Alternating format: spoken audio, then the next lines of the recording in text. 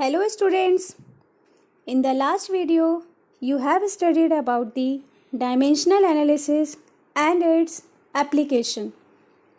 Today we are going to study some more application.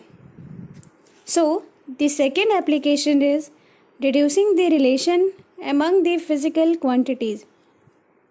You all know the principle of homogeneity of dimensions. With the help of this principle, any formula or expression can be derived if we know the factors on which the physical quantity is dependent.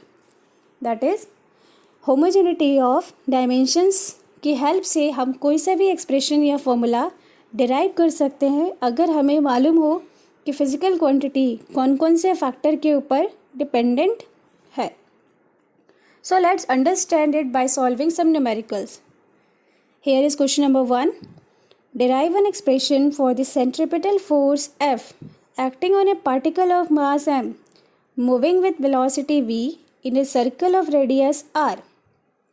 ये question क्या कह रहा है कि centripetal force depend कर रहा है mass of the particle, velocity of the particle and radius of the circle. So we can write as force is dependent on mass, velocity and radius. But हमें ये नहीं मालूम है कि फोर्स मास, वेलोसिटी, रेडियस के ऊपर directly depend कर रहा है या इनडायरेक्टली. इसलिए हम सपोज कर लेते हैं लेट कि m की पावर a के ऊपर डिपेंड कर रहा है, v की पावर b एंड r की पावर c. प्रोपोर्शनलिटी के साइन को हटाएंगे तो इसकी जगह एक कांस्टेंट आ जाएगा और बाकी फैक्टर को हम एज इट इज़ लिख देंगे. ये हो गया equation number 1. k is the proportionality constant जो कि डायमेंशन लेस है. अब इक्वेशन 1 में जितने भी टर्म्स हैं मास, वेलोसिटी, रेडियस एंड फोर्स, इन सबके डायमेंशंस हमें मालूम है. So for force dimension is m l t minus 2. For mass dimension is m. For velocity dimension is lt minus 1. For radius dimension is l. Put these dimensions in equation 1. So m l t minus 2 is equal to m to the power a lt minus 1 to the power b l to the power c. इस equation को open कर दें. Open करने के बाद ये equation हो जाएगा m की पावर a l की power b plus c and t की power minus b. Now equating the powers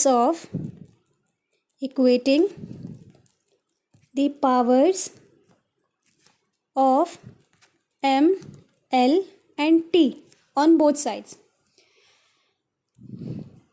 So equate करने पे हमें a की वैल्यू मिलेगा 1, b प्लस c की value 1,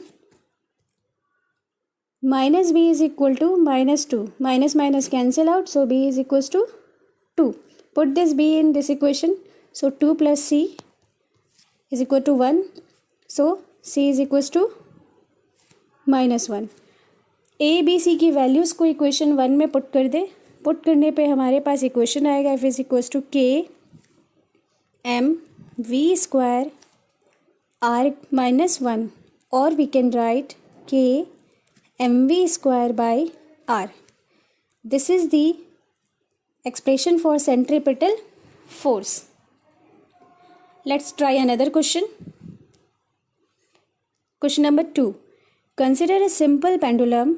The period of oscillation of the simple pendulum depends on mass of the bob, length of the pendulum and acceleration due to gravity. Derive an expression for its time period using the method of dimensions. ये question हमसे क्या कह रहा है कि एक pendulum है, इसको बॉब कहते हैं और इसका मास m होता है. ये एक रिजिड सपोर्ट से हैंग्ड है। ये स्ट्रिंग है जिसकी लेंथ L है। इसके ऊपर हमने फोर्स अप्लाई किया तो फोर्स अप्लाई करते ही ये ऑसिलेट करने लग जाएगा। जब ये ऑसिलेट करेगा तो इसका टाइम पीरियड होगा कुछ। तो ये जो टाइम पीरियड है ये डिपेंड कर रहा है मास ऑफ द बॉब के ऊपर, length of the pendulum and acceleration due to gravity.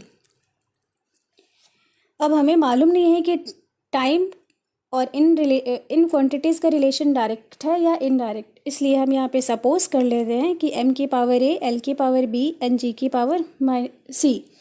इस इक्वेशन को हम लिख सकते हैं कि m की पावर a, l की पावर b, g की पावर c। This is equation number 1। k is the dimensionless constant. So now put the dimension of t, that is time period, for mass, length and g.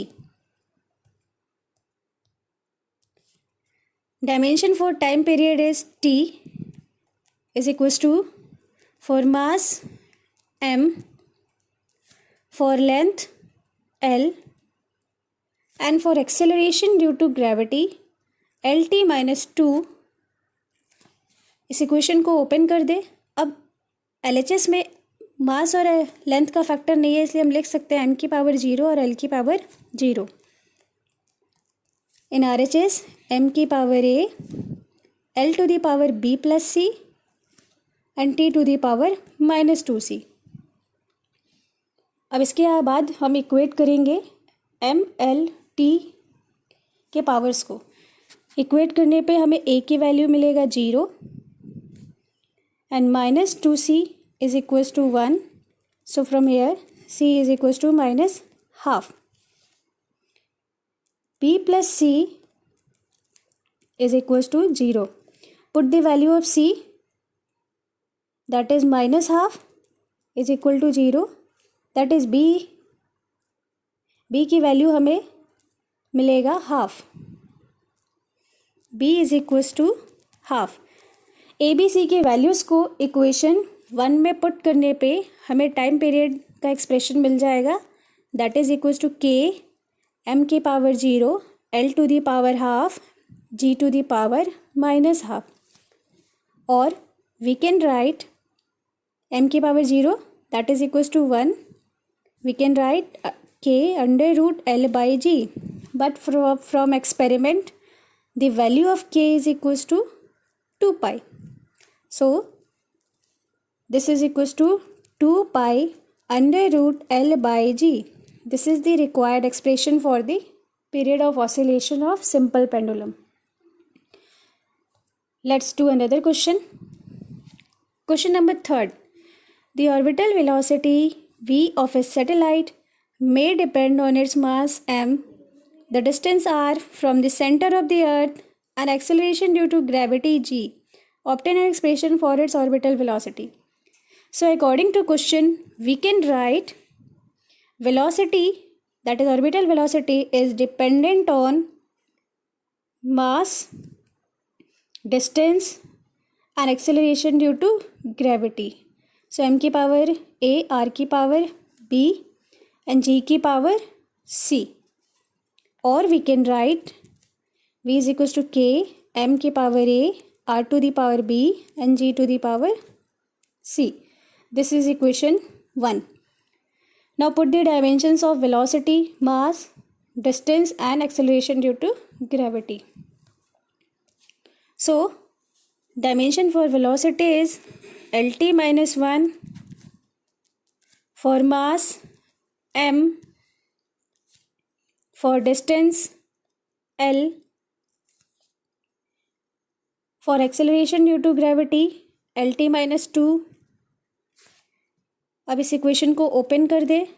m का factor नहीं है तो हम इस equation को ऐसा लिख सकते हैं, m to the power a, l to the power b plus c, t to the power minus 2c। इसके बाद इक्वेट करना है सारे पावर्स को, mlt के पावर्स को।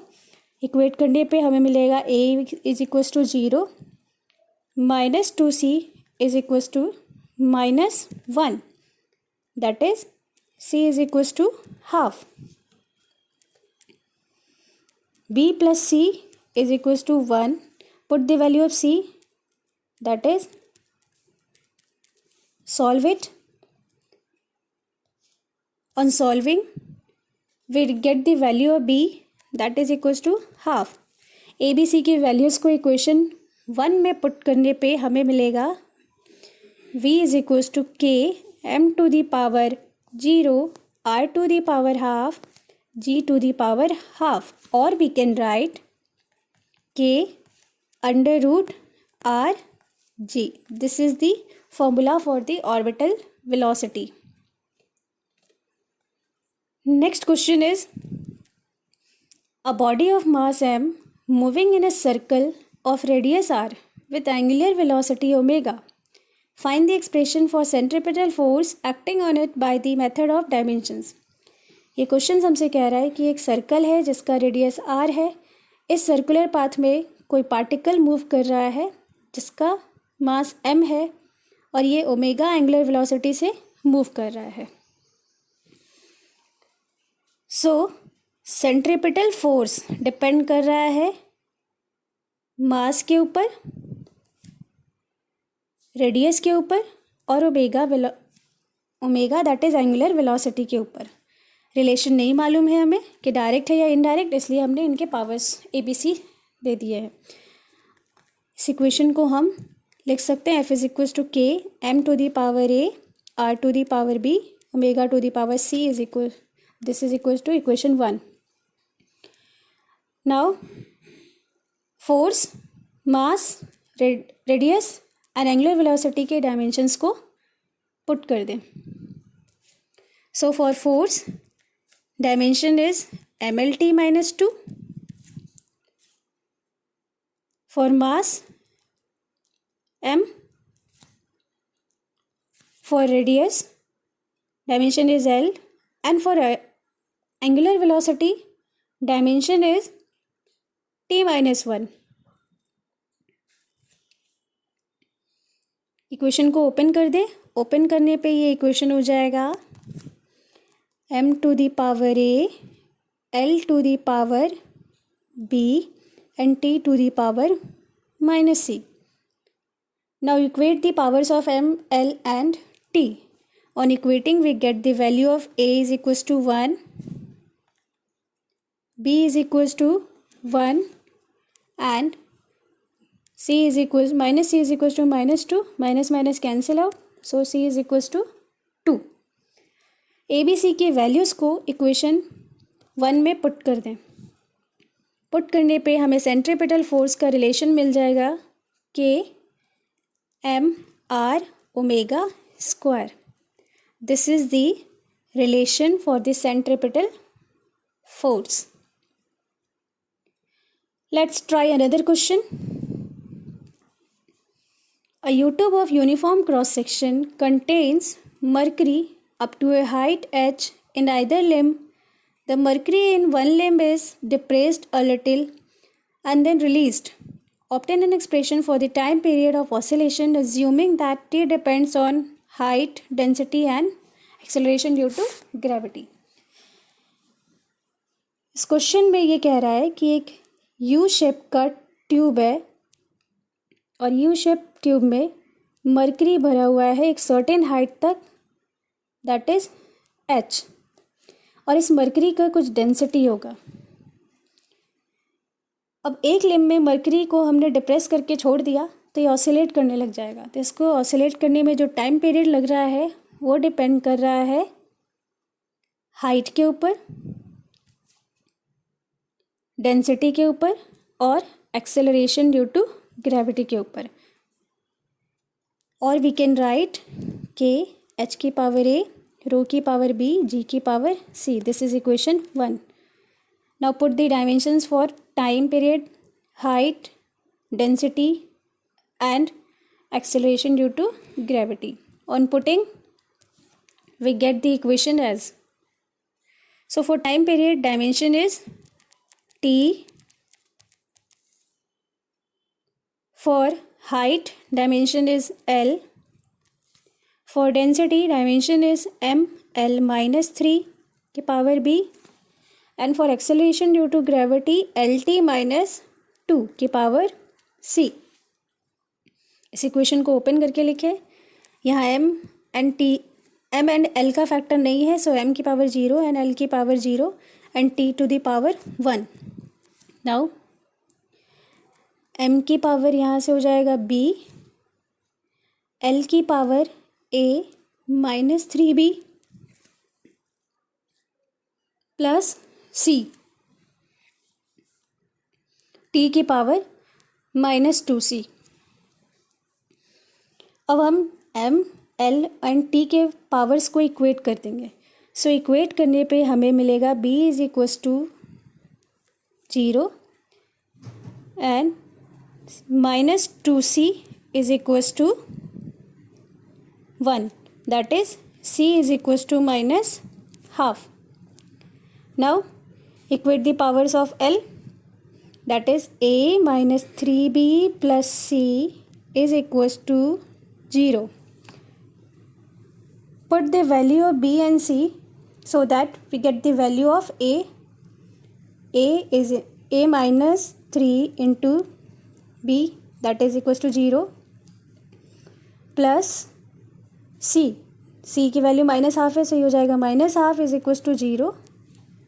So on solving we get the value of a,